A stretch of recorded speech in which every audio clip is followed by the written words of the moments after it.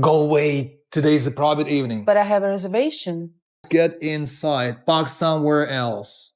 I immediately expressed that I wanted to see the manager. The female manager looked at the reservation book and saw that I indeed had made a reservation for today's meal, but she still wouldn't let me enter the restaurant. The manager said this was a high-end restaurant and required at least wearing high heels. She then told me that the hot dog stand across the street didn't have these requirements. Next, she instructed the waiter that an American food critic would be coming later and must be warmly received, as the restaurant's first impression was very important. Afterwards, I spent 3 times the price outside the restaurant to buy someone else high heels. I finally entered the restaurant, but no matter what dish I ordered, the waiter said they didn't have it and said I wasn't welcome there. Was it just because I was disabled? I didn't get angry, but instead ordered the same food as the table behind me and told them I was allergic to nuts, asking if they could not add them. The waiter said they could provide me with a fork so I could pick out the nuts myself. Just as the waiter was about to leave, I called him back. He forced a smile and came over. I asked the waiter to help charge my phone, as there would be a very important call coming later and to please remind me. After the food was served, the woman took out another phone and secretly called herself.